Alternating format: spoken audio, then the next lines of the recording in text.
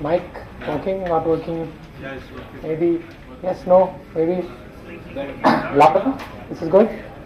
Okay. So I think I have minus 15 minutes to complete my talk technically, and so I'll try to go fast, not keep you guys here too long. I originally planned for about 20 minutes and then maybe 10 minutes for Q&A, but we'll see how it goes. I'll try to keep it fast, and feel free to interrupt and ask questions in the middle. In the interest of time, let's see if we can try to wrap up by maybe 6:05 on this watch, if it's okay. And if folks want to continue for a while, I'll be available. But then we can at least respect everybody's time. And I also have to go after Dave, so I'm going to try to. I don't promise that I can be as colorful as him. So bear that in mind. Okay, so I'm just going to talk about how we at Sequoia Capital, and I'd say most venture investors generally think about growth. Why it's important to us, and how we deconstruct it in some ways. So first let me just forward. Yeah. So let me just spend 1 minute on setting context. This is obviously in the context of all you guys. So of startups. So what is a startup? And I know many of you guys are in the startup world. What do you guys think is the definition of a startup, or how would you describe one? Anyone? Any venture that challenges status quo. Any venture that challenges status quo. Anything that is new then in some ways. Okay, that's one description. There are about 100,000 order of magnitude new businesses started in India per year. 100,000. Yeah. About what I think startups started in India, and sort of, which is why I think there's a separate word for them. It's about less than 1,000 per year. It's less than 1%. A restaurant starts in Koramangala is not a startup in some ways. It is a startup in some ways, you don't define it that way, but it's not in the way that I think the word defines the word startup. Right? And I think the difference is growth. A startup is a new business that is designed to grow fast, much faster than a regular new business. And I think that's an important differentiation. It is designed to be that way. It doesn't happen that way by luck. And because the rate of startup growth that is required is meaningfully more than that of a regular business, it's a much tougher problem to solve. Much tougher problem than any other regular business, because you're designing it to grow at very rapid paces. This may not be the only way to think about a startup, but I think from an investor standpoint, and whether you're an angel investor or a venture investor, and since I was asked to give you guys my perspective, I think growth is what makes a startup, or at least the aspiration for growth. Right? You may not achieve it, but the aspiration for growth. I think growth is the oxygen for a lot of startups. The promise of growth is what allows you to recruit awesome people into your companies, which is completely the only thing that is completely necessary for helping you build large businesses. It also helps to attract capital into your companies, which in many ways will be required. Not always, but in many cases is required to build companies. So let's talk a little bit about growth, right? So what do you need, right? So growth doesn't happen magically. There are important factors for it. Number one is a large market. Large can be relative, but a market for like I said, Chinese food in Koramangala is probably not very large, right? So large market is necessary. A way to reach that market is necessary. It's not always easy to take the product to the market. I think the beauty that we have today is actually we're in a place where both, even just in the Indian context. Let me just use this. I'll just hold it. It's fine. I can. 1 second, guys. Just give me 1 second. Better? Hello? Yeah? Okay. All right. Tell me if I'm holding it too close. Yeah. So the beauty today is that because of this and because of a bunch of other things, the market exists today. The market is large, and the ability to reach the market is also there. I think this is my sort of my interesting story for the weekend that I picked up is I was with a friend over in Bombay, and she was telling me that her maid out of the blue cooked Thai chicken curry.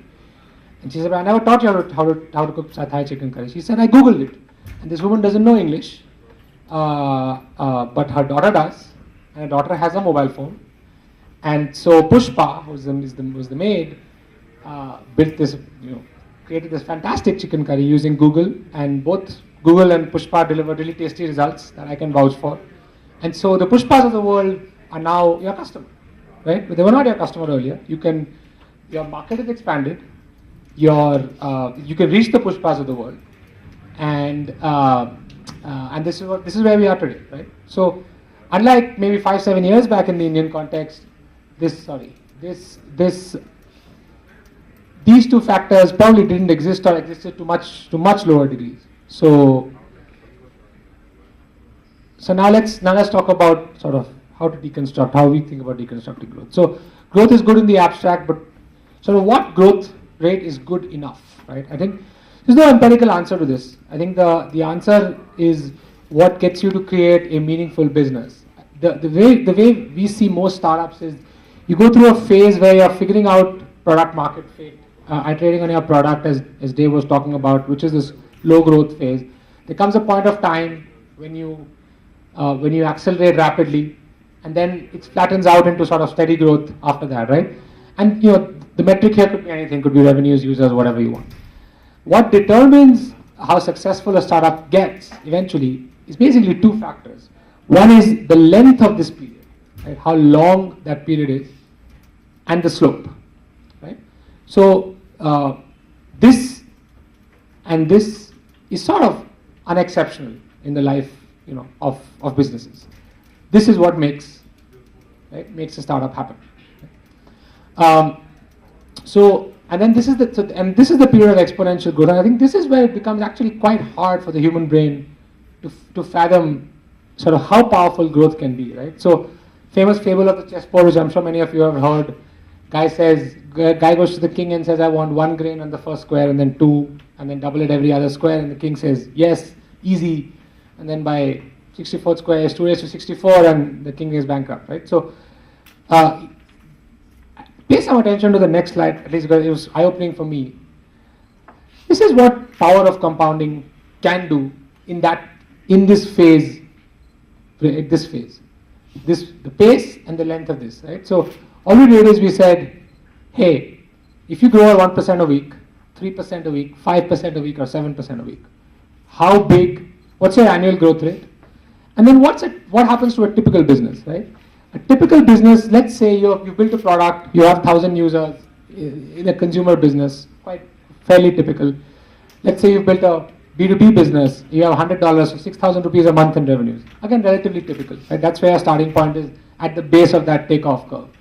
If you grow 1% a month, 1% a week for 3 years, you'll basically reach 5,000 users in 3 years, right? At 3%, you'll reach 100,000 users, or you'll reach $10,000 a month. Honestly, these are all in who cares land, right? This is not $10,000 a month, 6 lakh. It's not a foundation where you can build a large business, right? Here is where you start to get to interesting numbers, right? So you can build all you have to do is grow at 7% a week for 3 years, and you can start at $100 a month and build a $4 million a month or a $50 million a year business. Now, it's not easy, it's maths, it's much harder in real life, but I think the question that you have to ask yourself is, hey, is my business 5% better than last week? Is my business 7% better than last week, right? And if you keep doing that, and if you do that consistently enough for long enough periods of time, then you can build a really, really, really big business, whether it's in terms of users or it's in terms of... So I think many startups and some of the most successful ones use this as pretty much as a compass, saying, look, whatever it takes me to hit 5% or 7%, I'm going to hit. I don't care what it is. I don't know what it is, and I will optimize for that number. And along the way, I'll discover what my product and my market needs to be. And you may start at one place and end up at a completely other place, but using this magic of this stuff, you will actually get to a very large number, right? So next question is obviously grow what, right? There are multiple things you can think of growing, and think of this as the funnel. It's sort of an inverted funnel in this case. Right at the bottom is where you start off with downloads, installs, visits, whatever have you. At the top is revenue, and you can actually break this down into even further metrics from you saw some of those from Dave's slides, right? I think the way I think about this is startup's journey starts from here, right? What I define as the truth is, are you building a valuable business that can stand on its own 2 feet, where enough people are going to pay you to use your product, right? That is what I call truth. Are the dogs going to eat the dog food in enough quantities, right? And so, but truth is kind of down this way, right? Downloads are, okay, one metric close to truth, but revenue is the closest to truth that you'll get, right? You have to always start this way, but obviously investors look this way down, right? So I think at various points of time in a company's life, different metrics are more appropriate. You have to choose where you are. For consumer companies, often it's, you're down here, and sort of active users is probably the holy grail. For SaaS businesses, certainly I think you clearly need to spend much more time in the top part of this page here, and you have to really focus hard on revenue. And of course there are some trade-offs that you make, but you have to choose those trade-offs and sort of track those, right? I think all of these are acceptable. It's just a question of where you are. I think if you're 5 years into your company and you have a bunch of users in a B2B business and you're still talking here, then you have a problem, right? If you're if you're a consumer company, then I think you can live in this land for a while. And then there's the other thing of sort of types of growth. I think there's 2 ways you can get growth. You can get growth from new customers, so call it acquisition, and you can go from existing customers, so call that engagement. So someone who's already tried your product and is using more of it over time, right? And so obviously you want to be here, and most people, when you're starting off, you're starting here, right? And I think the most common journeys are this way or this way, right? Which is first you figure out, hey, can I get engagement going? Or some people say, screw the engagement, can I get acquisition going, and I'll figure out engagement along the way. And the really phenomenally successful companies that happen is the companies that actually figure out to do both together. Right? And so let me this is a simple chart of time here, random numbers, time here, and revenues, users, whatever here, right? Looks pretty good, right? What's the problem with this? Anyone has a point of view? Well, that's fair enough. Now I'm not talking about the outcome, but what does this not tell you? Okay, all valid points, but I'm not. No, that's by definition. That's by design. Sorry. Okay, how many of you know what cohorts are? Okay, so I'm going to disaggregate this chart for you into. I'd like for you guys to pay some attention here, because this is, I think, what we really focus on. So there are 2 ways this can be comprised of. One is this, and one is this. It's the same total number. Just see that the top edge of the chart is exactly the same. Yeah. What does this mean? This is a chart of the cohorts that comprise this revenue or user, whatever. These are the bottom one is the number of users who came in, or revenue that came in January, then February, March, April, blah blah blah. Right? And similarly in this chart, right? What's the difference? Yeah. So this is a disaster, right? Basically, all your users run away, right? So you have the same revenue in December, but it's all coming from December users, and that essentially means you have to spend a shitload of money to get those users, right? Users don't come for free, right? And so on. So your product essentially sucks because your users are not retaining, whether it's a revenue or users, right? Whereas look at this chart, right? It's holding steady. So of course there's some dip, which is always the case or often the case, and then you don't have to spend too much in new dollars to get new customers. So if you actually have the money to spend on acquisition, then this can be much further up, right? If you on this chart you're spending probably 5 times or 10 times more money than you're spending on this chart, right? If you had this and you spent that much money, you would have a serious hockey stick, right? If you had the money, right? So this is completely incomplete from assessing where this growth is coming from, right? So I think I would urge for all of you, and you can track anything. You can track revenues, you can track users, you can track total hours of usage, you can track whatever you want to track. But if you don't track it by cohort, you're doing yourself a disservice. You have no idea. This is again back to Dave's point of measure. In fact, you can track sub feature level usage cohorts as well if you want, and as long as you're measuring that in your product.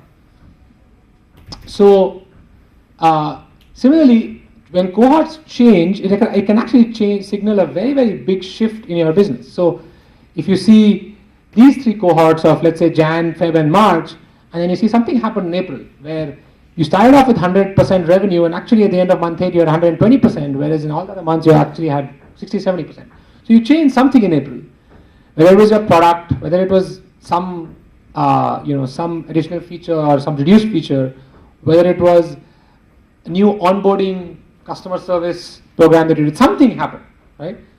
And when you see this happening, you know that something is going well, right? So you must monitor your cohorts as well.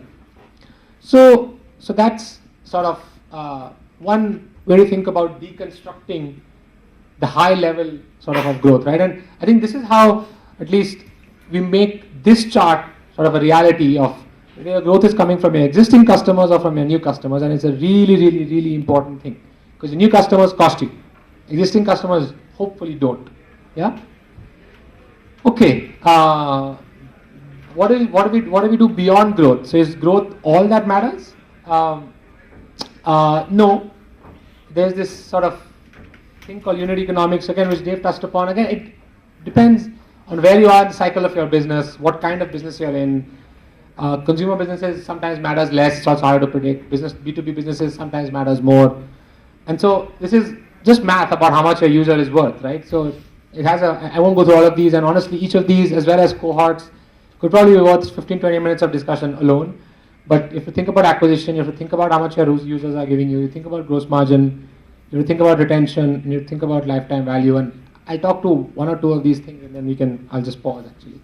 So this is a very crazy and complex looking chart, but this is actually the math that goes on behind the value that I use. This is a SaaS example, but you can use this for anything actually. This is the math that goes behind the value that a customer generates. This is the cost of actually acquiring the customer. The red is cost, the green is money. Right? So you have a marketing funnel, lead generation, lead qualification. You have a sales funnel, which is the inside sales, outside sales. You have some implementation cost potentially, right? And then you have an ongoing customer support cost, right? This is all of what you spend. And then you get some revenue maybe when you implement a product, which is professional services revenue. You have what's called ARR, or annual recurring revenue. Some of it goes away because of churn, which we'll come to in a bit. And then potentially, if you're doing well, you can actually go up because more customers use your product. Instead of 5 licenses, they buy 10 or whatever. Or in some cases, you can sell them the premium version of the product, right? So this math is the math that over time you have to keep refining. Early on in your company's life, you probably won't have this math, but it's useful to keep an eye on what the inputs are, because you'll know some of the inputs and you'll be able to refine them. And as long as you are a few years into your business, if you're in sort of sensible zone on the ratio of this green to the red, right, you'd be okay, right? So I think I want to spend, maybe I'll just spend 5 more minutes or 2 more minutes on a couple of different things, and then I'm happy to stop. So churn matters. So churn is this yellow portion here, which is the revenue that starts at the beginning but then goes away. It matters a heck of a lot. With the same bookings, you can actually get to a business that is meaningfully larger with negative churn, which is your revenue grows, versus with churn. Churn will kill your business if it's too high, especially in the SMB SaaS world. I don't know how many of you have products that sell to SMBs. Yeah, so SMB SaaS churn is the single biggest problem that you'll have to think through and mitigate. churn actually also puts a cap on the size of your business. If your churn is too high, your business will never grow beyond a point because the treadmill will be running and you'll just be basically running to stay on it, right? So really important to measure and manage this. And I think there's multiple ways to think about how do you reduce churn, but that's maybe a topic for another time. And then lastly, gross margins matter a hell of a lot too. I think of gross margins as the slice of this nice fat chunk that you actually keep, right? And I think most people don't think about gross margins in my mind clearly enough, and they don't eliminate all the costs that actually go into generating the revenue. So if you keep 90% of this fat slice, great, but if you only keep 30% of it, then obviously that's much less interesting, and it really hurts your business down the line. So growth matters, but there are a few things beyond growth that matter. I think mostly these sorts of metrics. I think early on in the life of your business, it's probably okay just to focus on growth. Growth is the one necessary factor. Everything else is, I think, sufficient, and you will hopefully be able to prove out many of those over time. So I will pause. I am 3 minutes over my promised time, not minus 15 minutes, but I'm happy to take a few questions if you guys would like, or we can just break and do it outside, whatever. I don't know. Leave it to Ravi. No, we can take questions. Okay. Yes.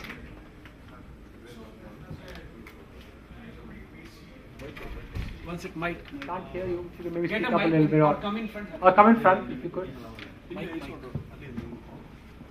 One second. Sorry. You know, as a blue chip VC firm, what I'm trying to ask you is, what do you look for in a consumer internet story?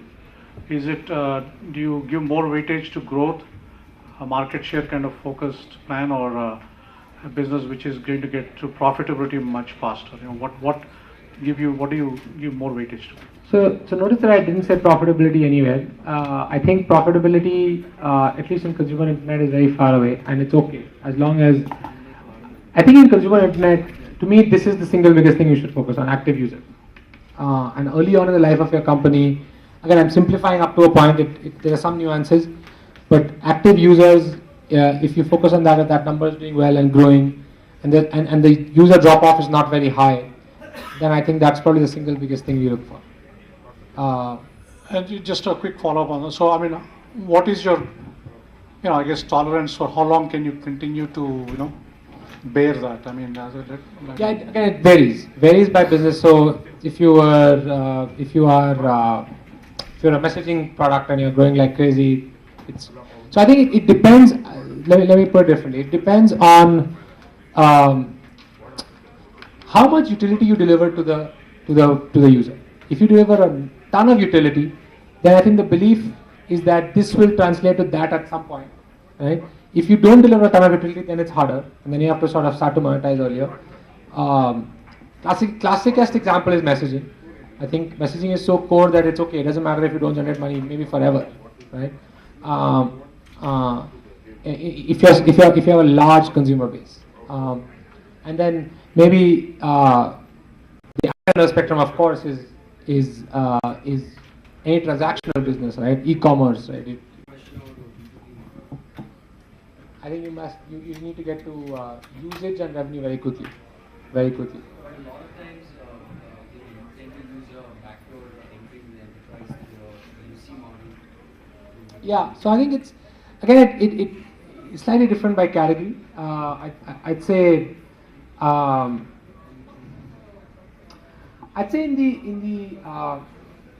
the enterprise space, if you're selling to large enterprises, I think it's okay to take more time to get to revenue. In this SMB space, it's probably not okay because each customer is not really that valuable, right? So you can't spend too much time trying to convert the customer. If the customer is not converted to revenue, he's probably not seeing enough value, right? And the probability that he converts, even if the probability that since the value of the conversion is low, probability into value equals not a low number, whereas in the enterprise case, the value of conversion is really high, you could live with a low probability, right? So depends on what you're selling and to who. Okay, any other questions? From your experience, are there certain kinds of business more sustainable in a SaaS model versus businesses that are not sustainable as SaaS? So when you say SaaS model, what do you mean? Do you mean Subscription models. Do you mean subscription payment, or do you mean hosted in the cloud?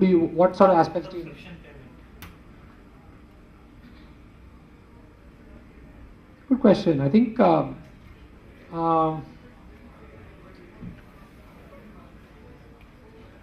theoretically, I think the biggest barrier to subscription payments comes from culture, more than anything else. There are barriers to hosting products in the cloud, right, which is data and all of that good stuff. And but subscription payments by themselves, there are barriers in India, which I think culture as well as the ability to do payments, to do recurring billing. But I don't think there are any, personally, we haven't seen any other structural barriers. If you go to if you're selling to the US or outside India markets, we haven't seen structural barriers. In most, I would not say most cases we see structural barriers. What's the kind of growth you would look at on a SaaS basis to be kind of model, or you are okay with year on year? So I'd say this is a bad zone to be in, right? I think this is a modestly okay zone to be in depending on where you are.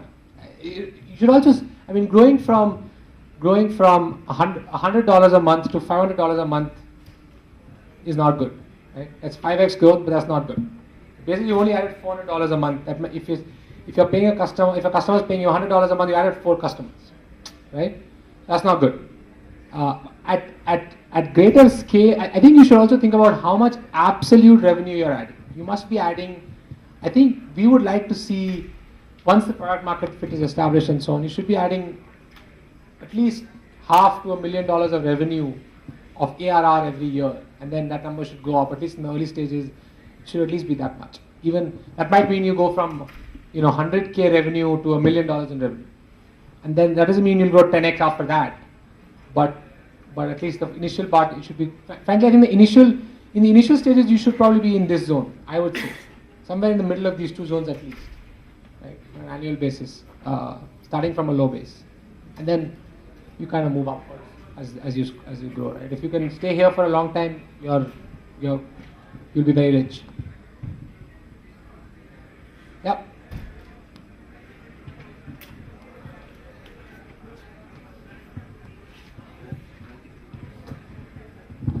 Thank you. The question might be funny. In angel investors' perspective, let's say a company is looking for a 5 crore Indian rupee to grow the marketplace or the regional growth for the product. What should be their expectation for in an angel investor's perspective?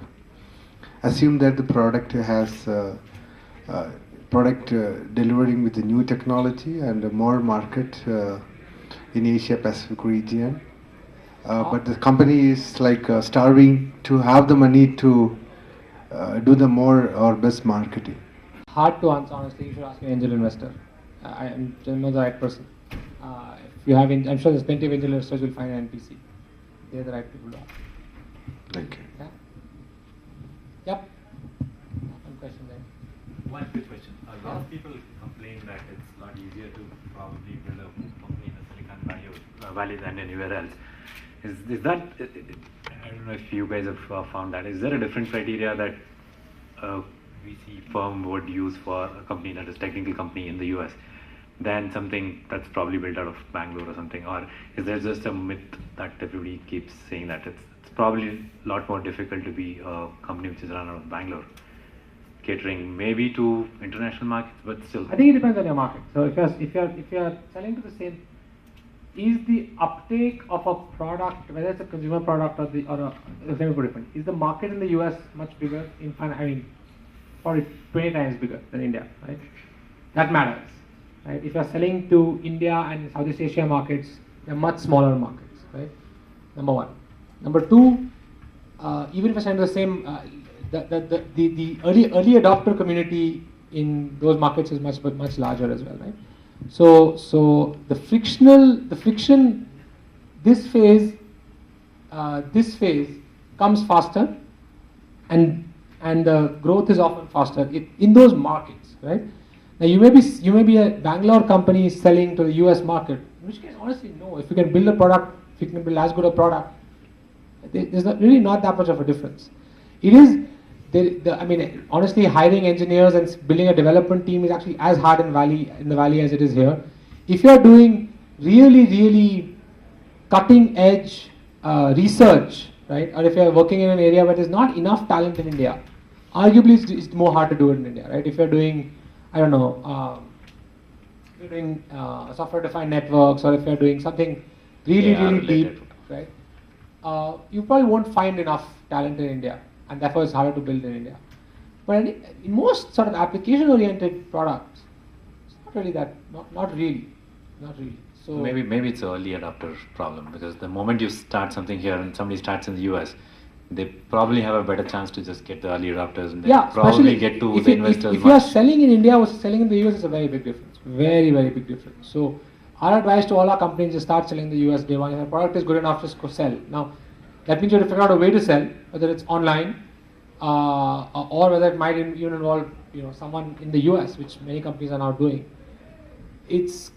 You're better off starting just targeting that market because the early adopters are there, and eventually you're going to have to compete. So if you feel your product is good enough, yeah, that's what we advise. Thanks. Yeah.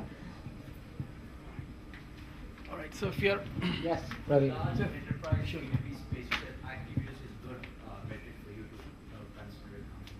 So what is the volume? What is a good Sorry, volume? say that again. Large enterprise B2B product. Yeah. You said active use is a good measure for to see how the company is doing. Well, it's not as good as a measure as revenue, but it's an acceptable measure for some period of time. Yeah. So what is the number of users? What's a good number there? Again, very hard to say. Varies by product. Varies enormously by product. Also, I think what you want is the enterprise using more and more. You just draw a cohort. No? Just do this. Do this for your users. Make this number of users. Do this. If it's like this, no, right? But if it's growing, right? It's fine. Okay. all right. Thanks. Okay, guys. Thanks a lot, Gautam, for a great session. And